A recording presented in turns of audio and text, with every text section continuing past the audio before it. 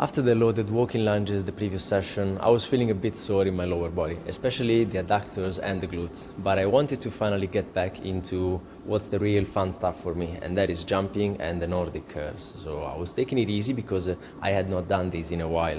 I started off with the lower box, and then I went slightly up, and I was going for a slow-mo of a couple of reps just to see how much I have to improve, and that is a lot. I have been watching quite a few videos on jumping technique, and I'm going to educate myself further because I've always been a one-foot jumper when I was playing basketball. I've been doing 2-foot jumps when I was playing volleyball as well, but not to the same extent, and it never really felt natural to me. And this is something that I would like to learn, especially because I do fully believe now that variation is a really big component in being successful in anything.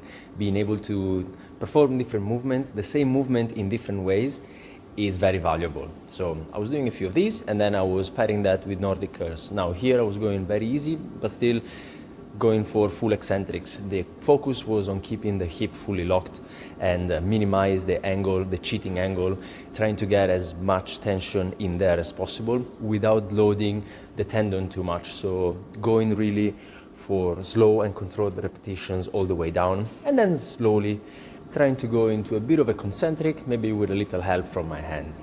All the repetitions felt pretty good, but I did only one set because I did not want to overload unnecessarily.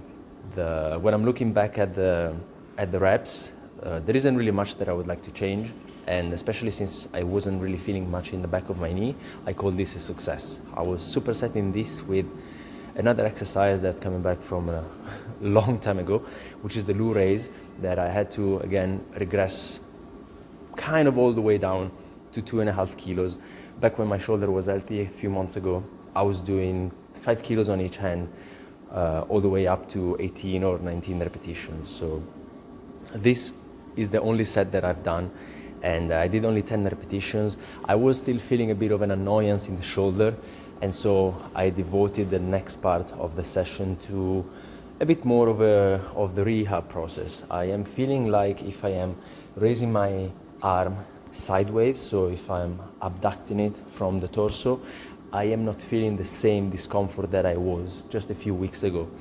And since this change seems to have occurred quite rapidly compared to the time that I've been experiencing pain, I do not want to do something too quickly that I am not prepared for. So I was doing the usual stuff for the shoulder, and I was going into this behind the neck presses with just 10 kilos. The previous time that I've done this was maybe a couple of weeks ago, and they were feeling very awkward.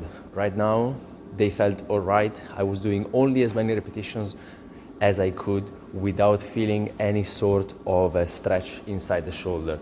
And I was going this in a giant set fashion because I wanted to keep as much blood flowing in there as possible. And I was going for a few sets of these.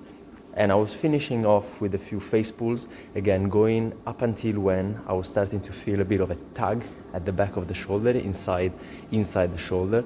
And yeah, just to go on the safe side, let's build this up again. Ciao.